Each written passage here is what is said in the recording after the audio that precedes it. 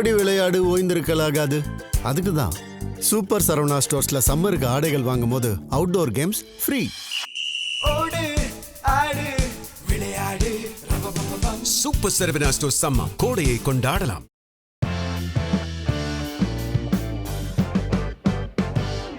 உலகத் தமிழர்கள் அனைவருக்கும் ஜெம் தொலைக்காட்சியினுடைய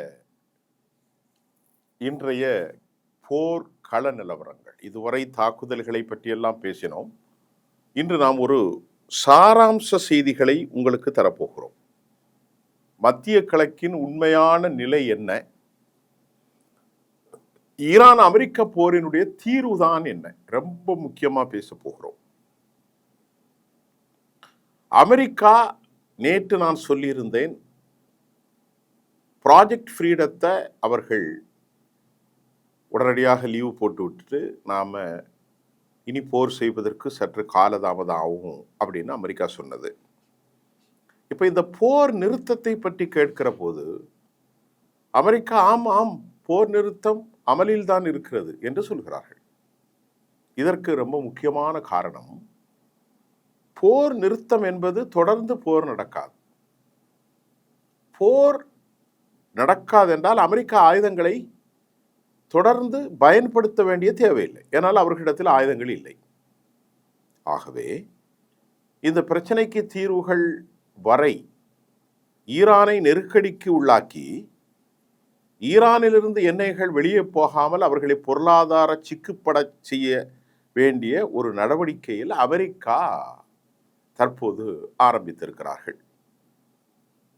உதாரணத்திற்கு சொல்ல வேண்டுமென்றால், நேற்று நள்ளிரவு வரை ஈரானில் டொமஹோக் ஏவுகணைகள் மூலம் தாக்கப்பட்டு கொண்டிருந்த சம்பவத்தையும் அப்போது அமெரிக்கா அந்த தாக்குதலை தொடர்ந்து நடத்துவதை நாம் தெளிவுபடுத்தி கொண்டிருக்கிறோம். இப்போ அமெரிக்காவுக்கு தொடர்போரில் தனது சுய கூட்டாளிகளான சவுதி அரேபியா, கத்தர், ஜொர்டான், குவைத் மற்றும் பஹ்ரைன், UAE, இஸ்ரேல், இதற்கெல்லாம் அவர்களுக்கு அனுப்ப முடியாது. ஏனென்றால் அவர்களிடத்தில் ஆயுதங்கள் குறைந்திருக்கிறது. இரண்டாவதாக நாங்கள் பார்க்கின்ற போது, இந்த போரை அப்படியே விட்டுவிட்டு சென்றால் அவர்களுக்கு பெரும் கேவலமும் அவலமும் ஏற்படும்.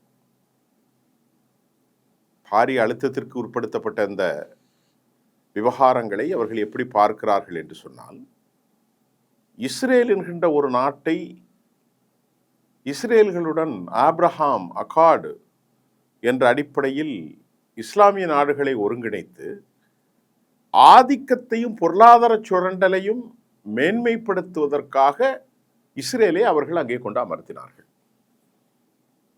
1917களில் உஸ்மானிய பேரரசு வீண்ட போதே யூதர்களின், அமெரிக்கர்களின் திட்டமாகத்தான் இது இருந்தது. யூரோப் நாடுகளும் இந்த திட்டத்தை தான் போட்டார்கள். இப்ப இந்த போரை அமெரிக்கா அப்படியே நிறுத்திவிட்டு வந்து விட்டால், என்னால் முடியாதப்பா, நான் உண்மையிலேயே முடியாது, அப்படித்தான் போவார்கள், அது வேறு விஷயம், அவர்களால் தொடர முடியாது. இப்பொழுது ஈரான் மிகப்பெரிய பிராந்திய வல்லரசாகும், அமெரிக்காவை தண்ணி காட்டிய சர்வதேச நாடுகளில் ஒன்றாகவும் அவர்கள் மாறிவிடுவார்கள். இப்ப அமெரிக்கா அப்படி ஒருவேளை ஸ்டேட்டஸ் கோ என்பார்கள், எப்படி இருந்ததோ அப்படியே அதை நிலைப்படுத்திவிட்டு அப்படியே போர் முடிந்தது, நாங்கள் வெற்றி பெற்று விட்டோம் என்றெல்லாம் சொல்லிவிட்டு அவர்கள் போனால் எந்த காலத்திலும் இஸ்ரேல் என்கின்ற ஒரு தேசம் அங்கே நிலை கொள்ள முடியாது. இனி வரும் அரசுகளும் கூட ஈரானிடத்திலிருந்து மத்திய கிழக்கில் கற்றுக்கொண்ட பாடம் அடிப்படையிலே தான் தங்களுடைய அரசியல் நடவடிக்கைகளையும் இராணுவ நடவடிக்கைகளையும், பெர்ஷியன் வளைகுடாவாக இருந்தாலும், இந்திய பெருங்கடலாக இருந்தாலும், செங்கடலாக இருந்தாலும், உலகின் எந்த பகுதியிலும் அவர்கள் அப்படித்தான் நடந்து கொள்ளக்கூடிய ஒரு வாய்ப்பு முறை இருக்கிறது. இப்போது அமெரிக்க கப்பல்கள் எங்கே நிற்கிறது என்றால், ஒரு கப்பல் ஓமன் கடல் பகுதிகள் தீப்பற்றி எரிகிறது. இது ஈரானுடைய தாக்குதலின் மூலம்தான் நடந்திருக்கிறது மட்டுமல்லாமல், அமெரிக்காவுடைய கப்பல்கள் பல 800 நாட்டிக்கல் மைல்களுக்கு அப்பால் தான் இருக்கின்றதை தவிர எந்த கப்பலும் ஹெர்மூஸை ஒட்டி இருக்கக்கூடிய பெர்ஷியன் பகுதிகளில் அவர்களால் நிறுத்த தைரியம் இல்லை. அதுதான் உண்மை. சில ஈரானுடைய கப்பல்களை தாங்கள் மடக்கியிருப்பதாகவும் பல மில்லியன் கணக்கிலான ஈரானிய எண்ணெய்களை நாங்கள் சுருட்டி இருக்கிறோம் என அமெரிக்கா சொல்கிறது. அதில் உண்மையும் இருக்கலாம், இல்லை என்று நாம் சொல்லிவிட முடியாது. அமெரிக்காவினுடைய கப்பல்களை பற்றி எறிய வைத்திருக்கிறார்கள். நாம் நேற்று சொன்ன அதே போன்று அமெரிக்காவினுடைய KC-A 146, KC-146, KC-46A மற்றும் KC-135 போன்ற ரிஃபைன், அதாவது ரீஃபில்லிங் டேங்கர்களை கொண்ட மிகப்பெரிய மில்லியன் கணக்கில் செலவுள்ள அந்த விமானங்களை ஈரான் காணாமலாக்கியிருக்கிறார்கள். அமெரிக்க கப்பல்கள் பற்றி எறிகின்றன. அமெரிக்க இராணுவத்தை நீங்கள் கொஞ்சம் சிந்தித்து பாருங்கள். இத்தனை வல்லமை உள்ளவர்கள் ஈரானை அழிப்பதை விட்டுவிட்டு போர் தற்காலிக நிறுத்தம், இன்ட்ராம் சீஸ்ஃபயர், இடைக்கால நிறுத்தம் என்று சொல்லிவிட்டு அவர்கள் தப்பியிருப்பதிலிருந்து அவர்கள் வலிமையை நான் ஒன்றும் சொல்ல வேண்டியில்லை, உங்களுக்கே புரியும். அமெரிக்காவும் இஸ்ரேலும் ஒரு சவரப்பிள்ளை கிடைத்தால் அடித்து நாசம் செய்வதுதான் அவர்களுடைய வழக்கம். ஆனால் இன்றைக்கு நடக்கிற அந்த நடைமுறைகளை பார்க்கின்ற போது அமெரிக்கா தனது டிசபிலிட்டி, அவர்களுடைய இயலாமை, அவர்களுடைய குறைபாடுகள், ஆயுத பற்றாக்குறை, ஆர்சனல் டெபிசிட் என்று சொல்ற மாதிரி உடற்பற்றாக்குறை என்பதை போன்று அவர்களுக்கு ஏற்படுகிற சத்து குறைவு, ஆயுத சத்து குறைவு, ஆயுதத்தினுடைய பற்றாக்குறை, இதன் மூலம் அமெரிக்கா நிரந்தரமாக ஓய்வு பெற இருக்கிறார்கள். அமெரிக்காவினுடைய சந்தை விலைகள் அதிகரிப்பு, இதெல்லாம் ஒரு காரணமாக நான் சொன்னேன். இப்போது இந்த விவகாரங்களை நாம் ஆய்வு செய்து பார்க்கிற போது, நேற்றைய முன்தினம் சவுதி அரேபியா எமது வான்பரப்புகளை அவர்கள் பயன்படுத்த தடை. தற்போது ஈரானை தாக்கியிருப்பதும் சவுதி அரேபியா சொல்கிறது. சவுதி அரேபியா மட்டுமில்லை, கத்தர் சொன்னது மட்டுமல்ல, தற்போது குவைத்தும் சொல்லியிருக்கிறார்கள். இங்கே பாருங்கள், உங்களுடைய தளங்கள் நாட்டில் இருக்கிறது. போர்க்காலங்களில் இத்தலங்களை நீங்கள் பயன்படுத்தக்கூடாது. மற்ற நாட்களில் வாருங்கள், தளங்களை பயன்படுத்துங்கள். மற்ற நாட்களில் வந்துவிட்டு போர்க்காலங்களில் அவர்கள் பயன்படுத்த முடியாமல் போனால் அமெரிக்காவுக்கு என்ன லாபம்? அமெரிக்காவுக்கு எத்தனையோ நாடுகள் தளம் இருக்கிறது. உலகத்தில் எத்தனையோ நாடுகளில் கொண்டு வச்சிடலாம்.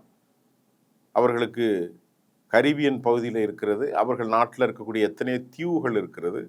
அங்கேயெல்லாம் அவர்கள் தளத்தை வைக்காமல் அரபு நாடுகளில் கொண்டு வைப்பதும், ஆப்கனில் கொண்டு கேட்பதும், மத்திய ஆசியாவில் அவர்கள் நிலைபெறுத்துவதும் தங்களுக்கு லாப கணக்கைத்தான் போடுகிறார்கள். தாங்களை எதிர்ப்பவர்களை அச்சுறுத்துவதும் மிரட்டுவதும் அளிப்பது தானே அமெரிக்காவினுடைய வேலை. அதற்காகத்தான் 15 தளங்களை வைத்திருக்கிறார்கள். 228 இடங்கள் நாசமாக்கப்பட்டிருக்கிறது.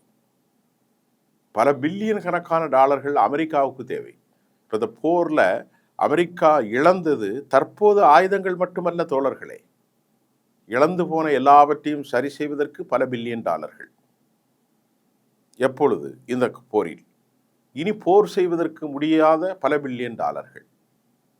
இந்த 15 தளங்கள் உருக்குலைந்து போன அமெரிக்காவினுடைய ஜெரால்டு ஆர்ஃபோர்ட், ஆப்ரஹாம் லிங்கன், அதே போன்று ட்ரிப்போலி போன்ற கப்பல்களின் பெயர்களே இல்லை. அமெரிக்காவுடைய F-Series, அமெரிக்காவுடைய இராணுவத்திற்கு கொடுக்க வேண்டியது எல்லாம் மடிந்து போன நிலையில் அதிகார தலைமையிலிருந்து அவர்கள் தரையிறக்கம் செய்யப்பட்டிருக்கிறார்கள்.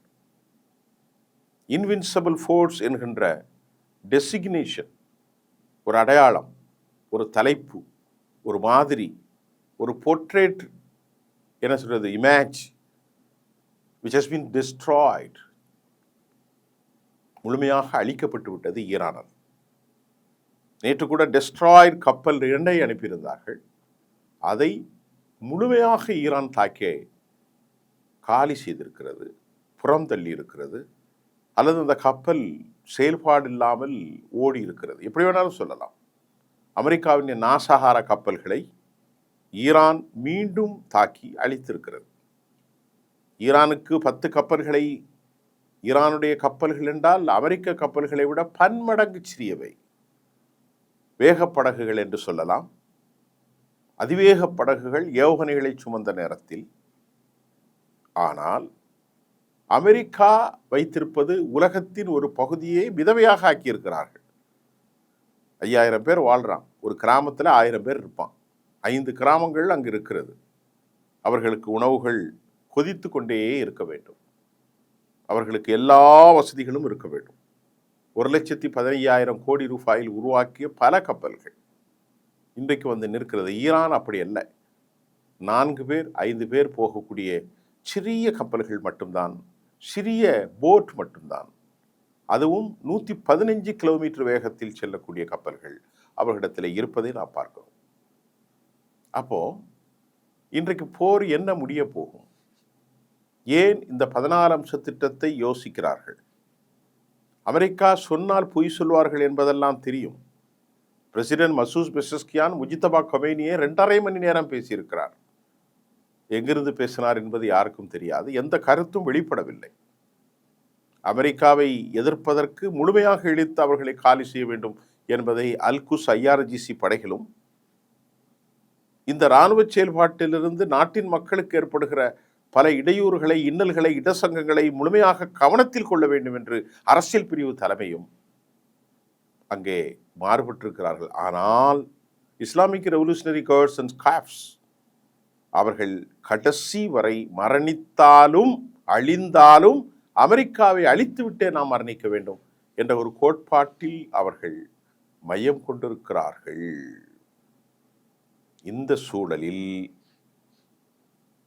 அவர்களை கைவிட, ஈரானை கைவிட சீனாவும் தயாராக இல்லை, ரஷ்யாவும் தயாராக இல்லை.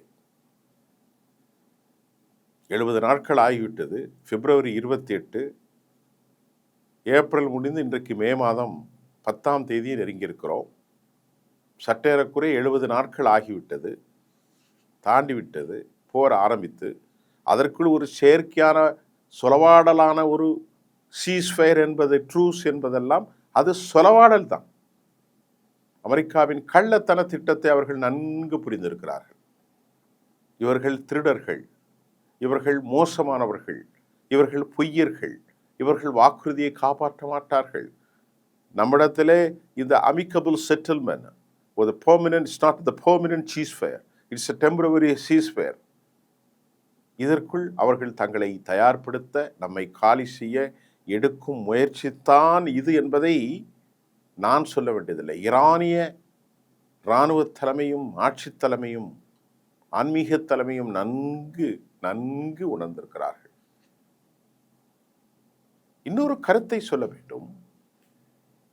ஈரான் ஒரு கடும்போக்குவாதத்தை மேற்கொள்கிறதா? அமெரிக்கா போன்ற நாடுகளுக்கு அவர்கள் கடும்போக்குவாதத்தை தான் மேற்கொள்ள வேண்டும். ஈரான் 47 ஆண்டுகளோடு 1980களுக்கு பின்பு சதாம் ஹுசைனோடு நடந்த போருக்கு பின்பு எந்த போரிலும் ஈடுபடவில்லை, யாரையும் அவர்கள் அழிக்கவில்லை. ஆனால் அவர்களை வறுமையில் ஆழ்த்தி, அவர்களுடைய ரொக்க பணம் 10 லட்சம் கோடியை காலி செய்து, அவர்கள் உலகத்தில் எங்கும் ஆயில் வியாபாரம் செய்ய முடியாத அளவிற்கு அவர்களை நாசகாரம் செய்திருக்கிற அமெரிக்காவை எதிர்த்துத்தான் அவர்கள் போர் செய்கிறார்கள். வேற உலகின் எந்த நாட்டையும், பக்கத்தில் இருக்கக்கூடிய அசர்பைசானோ, கஜகஸ்தானோ, ஆர்மேனியாவையோ, இல்லது துர்கமிஸ்தானையோ, ஈராக்கையோ, யாரையும் எதிர்த்து அவர்கள் போர் செய்யவில்லை. தனித்துவமாக சுயாதீனமாக நின்று இந்த வெற்றியை பெற்றிருக்கிறார்கள். தற்போது ஒன்றை மட்டும் சொல்லி முடிவுக்கு வருகிறேன். அமெரிக்கா என்ரீச் செய்யப்பட்ட 453 கிலோ எடை கொண்ட அதை பற்றி பேசுகிறார்கள். ஆனால் ஈரான் என்ன சொல்கிறது என்றால், ஈரான் கையில் மிகப்பெரிய அளவிலான அணுகுண்டு ஒன்றை பயன்படுத்தி கொண்டே இருக்கிறார்கள். It is so called the Hormuz. இதுதான் ஹெர்முஸ். ஹெர்முஸிலே எவ்வளவு காலம் அமெரிக்கா தாமதிக்க முடியும்? உலகம் எவ்வளவு காலம் அதை எதிர்கொள்ள முடியும்? இப்பொழுது அமெரிக்கா போடுகிற தடைகளின் மூலம் ஈரானிலிருந்து எண்ணெய்கள் செல்ல முடியவில்லை. பொருளாதார நெருக்கடி, பணமில்லாமல் சிக்கல். ஆனால் அதை அவர்கள் நீண்டகால கடனாக வாங்கி பெற்றுக்கொள்ள முடியும். கஷ்மீர் வளைகுடாவின் மூலம் பெற்றுக்கொள்வார்கள். ஆனால் அவர்களுக்கு கொடுப்பதற்கு எண்ணெய் இருக்கிறது. ஆனால் எதுவும் இல்லாத இஸ்ரேலுடைய நிலைமை பரிதாபம். ஹிஸ்புல்லாக்களிடத்திலும் இன்றைக்கு ஹமாஸ்களிடத்திலும் கூட அடி வாங்கி கொண்டிருக்கிறார்கள். அவர்களின் பாதுகாப்பு அச்சுறுத்தல், பொருளாதார நெருக்கடி அச்சுறுத்தல். அதே சமயம் இந்த போரை அமெரிக்கா என்றும் நிறுத்திவிடக்கூடாது என்பதில் யூதலாபி செய்கிற பெரும் தடைக்கு அமெரிக்கா உட்பட்டிருக்கிறது. அதிலிருந்து அவர்களால் வெளியே வருவது சிரமம்தான். இதுதான் தற்போதைய கள நிலவரமாக இருக்கிறது. 14 ஒப்பந்தங்களை 2ஆம் கட்ட பேச்சுவார்த்தைக்கு அமெரிக்காவுடைய மனசாட்சியாக செயல்படும் பாகிஸ்தானின் அசீம் முனீர் மற்றும் ஷெரீஃப் கொடுத்திருக்கிறார்கள். அதை கவனமாக பரிசீலிக்கிறார் முஜிதபா அவர்கள். என்ன நடக்கிறது தொடர்ந்து பார்ப்போம். மீண்டும் அரசியலில் ஜெம் தொலைக்காட்சிக்காக நான் சுஃபியான். நன்றி.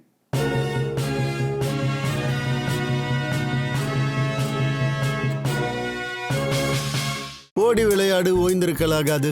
அதுக்கு தான் சூப்பர் சரவணா ஸ்டோர்ஸ்ல சம்மருக்கு ஆடைகள் வாங்கும் போது outdoor games free. Super Saravana stores summer கோடையை கொண்டாடலாம்.